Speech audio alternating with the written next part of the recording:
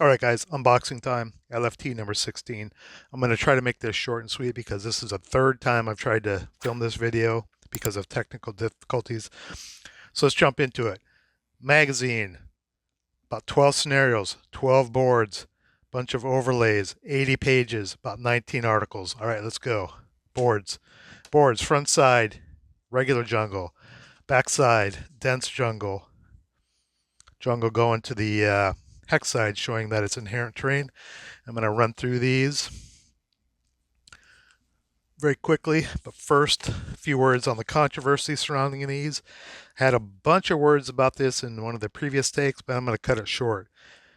Let's boil it down. Basically, they copied MMP's design for these boards.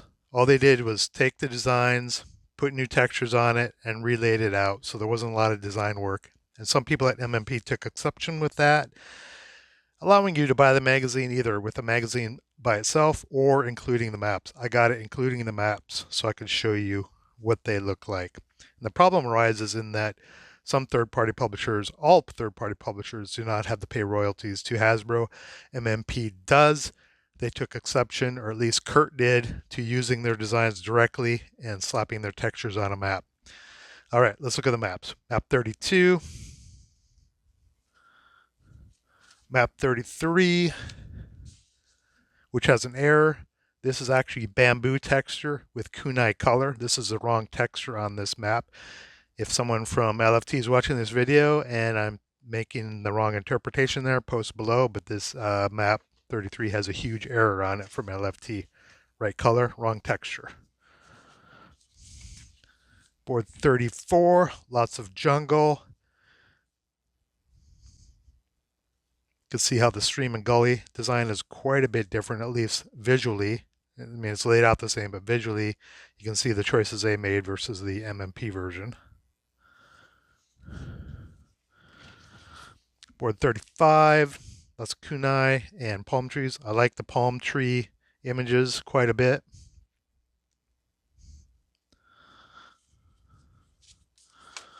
Board 36, you can see here a little bit of the 3D aspect. It looks like the light's coming from this way. You have shadows on this side of the hills and a little bit in the gullies here as well. That's going to be a matter of taste of whether you like that or not. Well, everything about these PTO boards are going to be a matter of taste of whether you like the graphics on them or not. I generally like them. I don't particularly care for the texture they use for the jungle. I feel it's I don't know, a little too busy for me. But overall, I generally like them. I wouldn't say I am extremely excited about the boards. I'll speak to that shortly at the end. This is board 37. A little bit of everything. Paths are a little hard to see. Very easy to see on an MMP board. Kind of hidden. Hard to see on these boards. On board 32 or 33, the first one I showed, they were almost impossible to see the paths on that board. Board 38 with the airfield and parking pads. Board 39, jungle and the huge hill. You can see how they use the different color to delineate their crest lines versus MMP. MMP relies more on cutouts in the woods here. The jungle also has it, but it's much easier to see the outlines of the crest line, which I actually like that part of these boards. You can see the crest lines through the actual texture of the obstruction like that. Other designers have done that as well. This is the depression hex with the big stream and body of waters on it.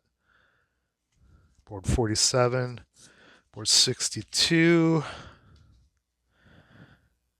kunai jungle and another depression, little village over here. Board 67. The cemetery graveyard texture is significantly different than the one we're used to. It took me a minute to figure out what that was. And this is the last board, board 75. Lots of jungle and palm trees. Now, one of the main problems I have with the boards is they don't match up well with MMP boards, obviously, completely different aesthetic.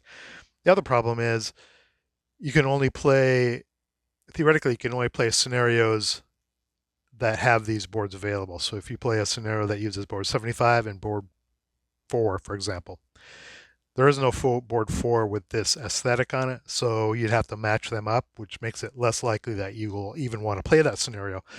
So the amount of scenarios that you can play using these boards is fairly limited unless you don't mind matching them up with an MMP board. That's going to be your call. Overall, aesthetically, it's going to be a matter of taste. I think they're okay. I think they might be a little busy. I think some of the shadows, you can see the shadows here on the jungle, might be a little distracting for some people. I don't mind it, but I was excited that to see that these were going to be released and what they look like. But now that I have them, yeah, they're okay. Do you want to spend the extra, I don't know, $60? I think you can get the magazine by itself, magazine with the scenarios for around $60 with no maps. I think it's about double that if you include the maps and the overlays, but that's going to be your call. Speaking of overlays, let me go through those. So if you like overlays, there's another 50 overlays. They're basically copies of the MMP overlays with different graphics that you can cut out that go, where they would normally go on the PTO scenarios that use them. I don't know how many sheets there are here. 6, maybe 5, 6, 7, and I'm guessing there are maybe 50 overlays to cut out on here. But that comes with the, if you get it with the maps, it comes with the overlays as well. Yeah, I'll leave it up to you if you want to do it. Purely a matter of choice and aesthetics at this point. Next up, I'm going to lower the camera a little bit, and then we're going to go through the magazine. All right, LFT magazine number 16, 80 pages. I believe there are 9 articles, kind of divided into historical aspects and game aspects. Okay. Editor's forward. Have some ads here and an ASL meme, which we've all seen. This one I'm a little excited about, from Bounding Fire Productions. Mannerheim Cross. It is Winter War, Continuation War, and Lapland War, 39 to 44. So Finns and Russians, 30 or 30 plus scenarios, some boards and a magazine with rules, and a bunch of counters as well. So that could be a cool module from Bounding Fire Productions. Next up, we have an article about storage and containers, which doesn't get me excited. Honestly, I don't care. Tiger Meat 2022, team play of The Last Bid and Men of Steel, including a summary of the gameplay. That sounds like fun. Big team play scenario. And the gentleman that took part in that. Forgotten Blitzkrieg, we're in the historical part here. Japanese 3rd Tank Division in China in 1944, so we're getting into some PTO topics. Obviously, this magazine has a PTO slant to it, as we saw from the boards and as we will see in the upcoming scenarios. Japanese Tank Division, summer 1942, the organization of a Japanese tank division, which for you history buffs could be interesting. Yeah, continuation of that. A comic here by Emmanuel Baptiste. I think he's the guy that did the design on the new boards. And he has a website that has a bunch of vassalized boards that kind of have a similar look to the PTO boards that we just looked at, that you can play on Vassal. Mediocre Dragon, Chinese Army in China, 1944. More history, or at least how the Chinese army in ASL mimics what there was in history. Bambrush, Japanese and PTO. PTO Basics. This is a great article in my opinion, and we're into the game section. If you're a little bit intimidated with PTO, I know a lot of people that they don't delve much into beyond infantry and armor in European theater or Western Eastern Front. PTO is great. You need to try it at least once. Just do the basics. You don't need to get into rice paddies and cave complexes and all that, but play with the Japanese. They transform the game, and even basic jungle terrain just transforms the game. The way you play it, the way you approach it, the feel of it. And this is basically a summary, primer of PTO basics. Just kind of goes through it very high level, gives you a flavor of it. And I recommend people who are interested in PTO to check this out and actually jump into the PTO, at least give it a shot. Then they have examples, including a bonsai. What I find interesting here is the graphics they use for some of the examples in here. They didn't use their redesigned PTO look of the boards I just showed. They used the standard MMP boards on all their examples, which I kind of found interesting. I thought they would have used the new boards like this look in their examples, but they didn't. Here's a key to the terrain on the new map boards, which you saw to the left of the board section at the beginning of this video.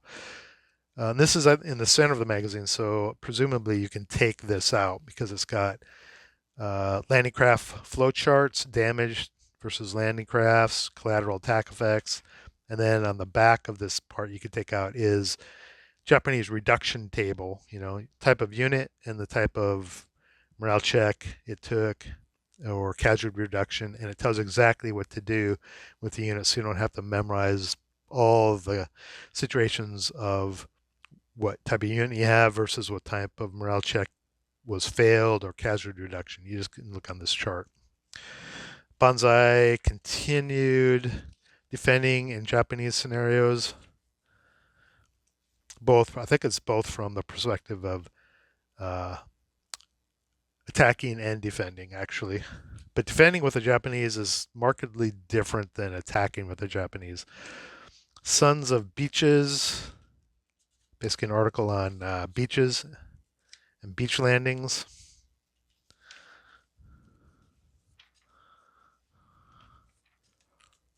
Seaborne assaults, pretty fairly lengthy example on a seaborne assault. Not a lot of units, but it shows you the basics of how to do a seaborne assault, including all the moves and commentary.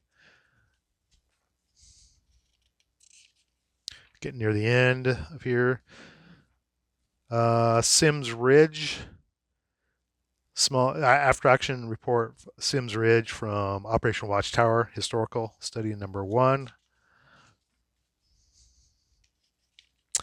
And retro World War II poster, it looks like. Some recommended reading and some photos of LFT magazines from around the world, apparently. Okay. That's it for the magazine. I'm shooting through this really quick because this is the third time me filming it. Hopefully this one turns out right. Let's do the scenarios. There are... These may be out of order. I don't, because I've gone through this before. I'm just going to go through the order they're in right now. There are maybe 12 scenarios. I did not count them. And I'll denote if they use the new boards that come in this pack or if they use existing boards. So 14 paddles, Japanese, New Zealand, uses existing boards. LFT 1 and 2, I'm not sure what LFT product those come from. Not So Ichigo uses board 88 and board 9. And neither of those come in this pack. I would have thought every scenario in here would have used the boards that are included in this magazine bundle to promote them, but only some of the scenarios have them. This one does not. Continuation of that. Continuation of another scenario that we'll get to in a minute. RJ 177. Now, I didn't go through this. This is some sort of different setup. I don't know exactly how this works, but you can see this is a little bit atypical. You have turns 1 through 5, and then 6 through 10, and then 11 through 15. These look like they're getting into maybe dusk and or night. So this looks like a little bit different scenario using board 35, which is part of the map pack in LFT 16. Oh, this is a map for that historical study, Sims Ridge, in the new design. Zigzag Pass uses boards 36 and 37, which is in this pack. Japanese American. Continuation of that RJ 177 scenario. Spring Cleaning is Partisan Japanese and French, and it uses 67 and 38 are from this pack. Uses the boards. Harvesting Opium, French and Chinese, looks like. Board 38 is in this pack. Thai Beaches, Thai, Japanese. 38 is in this pack. This is a night scenario. 38 is in this pack, and it uses that LFT1 beach board, or landing ocean beach board again, which I'm not sure where it comes from. Punjabi Tenacity, board 72 and 33, I think that is. 33 is in this pack, 72 is not. This is Punjabi Japanese, and Punjabi 458s. These must be British. Use British units for the Punjabi, I guess. Gaining time at Balayag, 35 and 76. 76 is not in this pack redesign. That is Japanese Americans. Punjabi Tenacity. Let's see. Maybe it says in here. I believe those are British. Kunawan Point, the Philippines, Japanese Americans. There's that board again, LFT1, and 37 is in this pack. So you could probably get away with using LFT1. I mean, not get away with it, but it would look fine because it's mostly ocean, assuming you have LFT1 to play a physical game. You can do pretty much anything on Vassal. Rescuing the Pocket, board 62 is included in this. Is a night scenario, American-Japanese. Point of Departure, 47 is, both of these, 47 and 75 are included in this pack. Japanese American. Good enough. LFT1 again, and 34 is in the pack. Japanese Australian.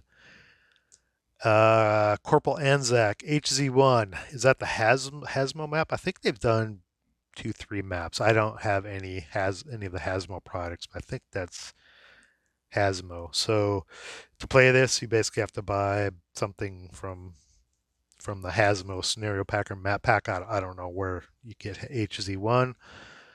And Infuriatingly Invisible, 43 and 72. 72 is not neither of these, 43 or 72. These are normal ASL MMP boards. This is Japanese, New Zealanders. Maybe there's more than 12 scenarios. Maybe there's 14 scenarios ish. Yeah, but you're not getting a 30 scenario pack like some of the other products you might see. So that's it. 12, 14 scenarios, something like that.